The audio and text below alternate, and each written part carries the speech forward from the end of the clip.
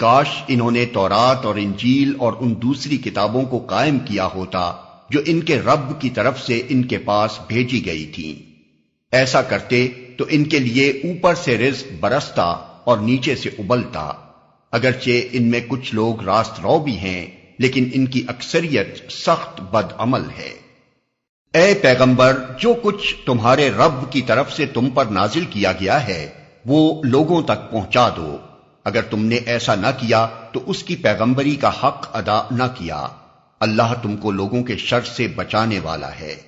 یقین رکھو کہ وہ کافروں کو تمہارے مقابلے میں کامیابی کی راہ ہرگز نہ دکھائے گا۔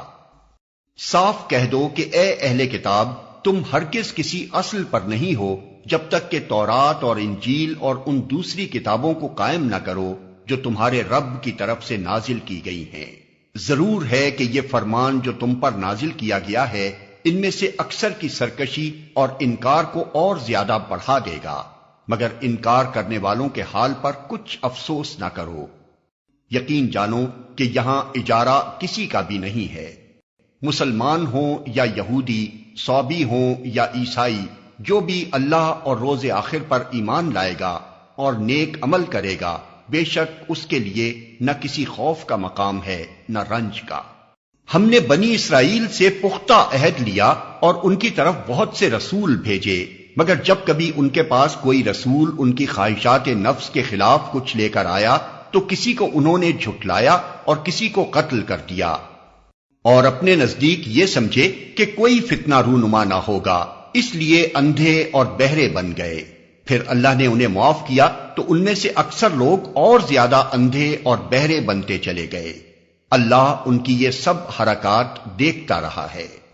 یقیناً کفر کیا ان لوگوں نے جنہوں نے کہا کہ اللہ مسیح ابن مریم ہی ہے، حالانکہ مسیح نے کہا تھا اے بنی اسرائیل، اللہ کی بندگی کرو جو میرا رب بھی ہے اور تمہارا رب بھی۔ جس نے اللہ کے ساتھ کسی کو شریک ٹھہرایا اس پر اللہ نے جنت حرام کر دی اور اس کا ٹھکانہ جہنم ہے، اور ایسے ظالموں کا کوئی مددگار نہیں۔ یقیناً کفر کیا ان لوگوں نے جنہوں نے کہا کہ اللہ تین میں کا ایک ہے، حالانکہ ایک خدا کے سوا کوئی خدا نہیں ہے۔ اگر یہ لوگ اپنی ان باتوں سے باز نہ آئے تو ان میں سے جس نے کفر کیا ہے اس کو دردناک سزا دی جائے گی۔ پھر کیا یہ اللہ سے توبہ نہ کریں گے اور اس سے معافی نہ مانگیں گے؟ اللہ بہت درگزر فرمانے والا اور رحم کرنے والا ہے۔ مسیح ابن مریم اس کے سوا کچھ نہیں کہ بس ایک رسول تھا۔ اس سے پہلے اور بھی بہت سے رسول گزر چکے تھے۔ اس کی ماں ایک راست باز عورت تھی اور وہ دونوں کھانا کھاتے تھے۔ دیکھو ہم کس طرح ان کے سامنے حقیقت کی نشانیاں واضح کرتے ہیں، پھر دیکھو یہ کدھر الٹے پھرے جاتے ہیں۔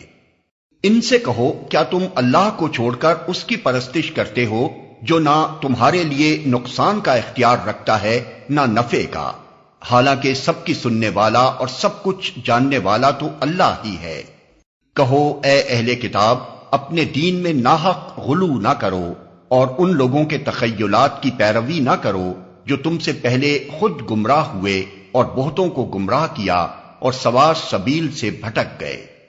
بنی اسرائیل میں سے جن لوگوں نے کفر کی راہ اختیار کی ان پر داؤد اور عیسیٰ ابن مریم کی زبان سے لعنت کی گئی، کیونکہ وہ سرکش ہو گئے تھے اور زیادتیاں کرنے لگے تھے۔ انہوں نے ایک دوسرے کو برے افعال کے ارتکاب سے روکنا چھوڑ دیا تھا۔ برا طرز عمل تھا جو انہوں نے اختیار کیا۔ آج تم ان میں بکثرت ایسے لوگ دیکھتے ہو جو اہل ایمان کے مقابلے میں کفار کی حمایت اور رفاقت کرتے ہیں۔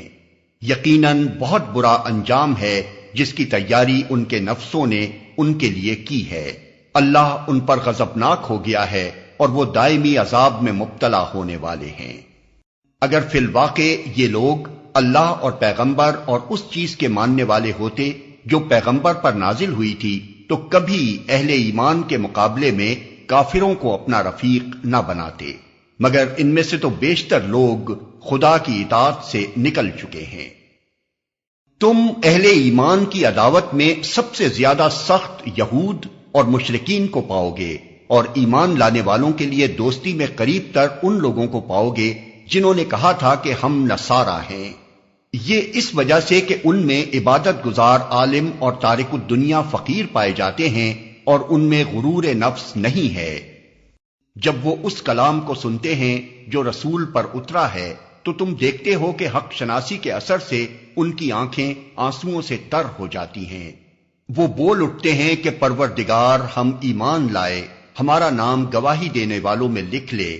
اور وہ کہتے ہیں آخر کیوں نہ ہم اللہ پر ایمان لائیں اور جو حق ہمارے پاس آیا ہے اسے کیوں نہ مان لیں، جبکہ ہم اس بات کی خواہش رکھتے ہیں کہ ہمارا رب ہمیں صالح لوگوں میں شامل کرے گا۔ ان کے اس قول کی وجہ سے اللہ نے ان کو ایسی جنتیں عطا کی جن کے نیچے نہریں بہتی ہیں اور وہ ان میں ہمیشہ رہیں گے۔ یہ جزا ہے نیک رویہ اختیار کرنے والوں کے لیے۔ رہے وہ لوگ جنہوں نے ہماری آیات کو ماننے سے انکار کیا اور انہیں جھٹلایا تو وہ جہنم کے مستحق ہیں۔